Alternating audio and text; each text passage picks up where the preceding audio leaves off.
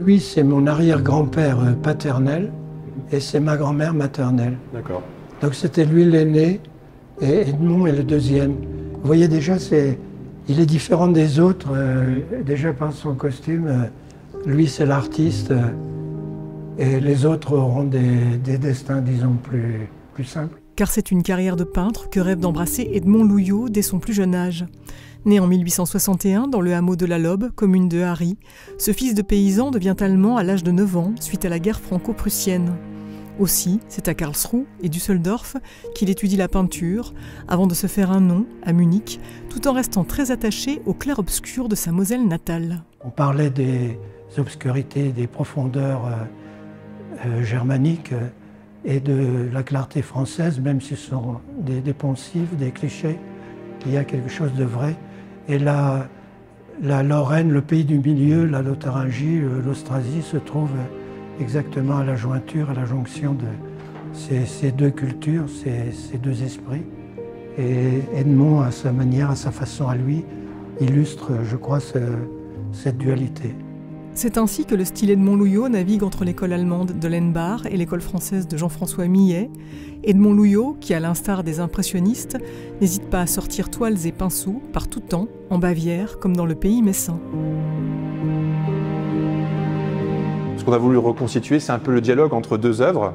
Donc une œuvre qui représente un paysage bavarois, donc à Schliersee notamment, c'est la banlieue bavaroise. Et puis, à contrario, donc l'autre côté de la frontière. Edmond Louillot était un homme de la frontière, comme le disait Schumann, c'est aussi la spécificité de cette exposition. Eh bien, ce tableau, pris sur un paysage qu'on peut encore reconnaître aujourd'hui, donc le paysage de Harry, avec ce tableau qui s'appelle La Moisson d'Harry, donc avec ses deux petits-enfants, et donc ce champ et ce paysage très reconnaissable sur notre territoire.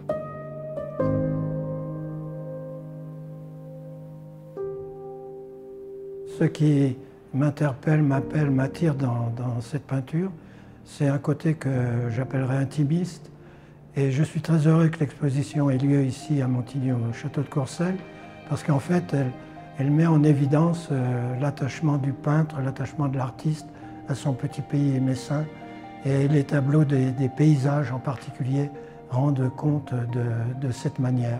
À travers l'exposition Chapeau de paille et coquelicots, c'est une quarantaine de portraits et paysages qui se dévoilent.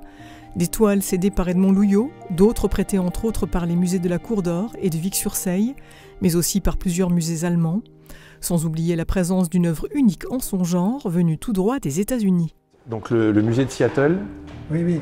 nous a autorisé, donc nous ont envoyé un document en haute résolution et nous a autorisé pour cette exposition la reproduction de l'œuvre. Voilà, donc on a... Oui, magnifique. Voilà. Oui, je suis heureux. Heureux d'offrir au regard des visiteurs les toiles de celui qui s'est éteint à la Lobe en 1920, alors qu'il venait à peine de réintégrer la nationalité française. Des toiles comme une invitation au voyage et à la réconciliation. Un tableau qui n'est pas vu est un tableau mort. Donc c'est absolument essentiel. Et je pense que c'est particulièrement essentiel dans l'époque que nous vivons. C'est-à-dire, ça part dans tous les sens, il n'y a plus de repères, on ne sait plus à quel sens vouer.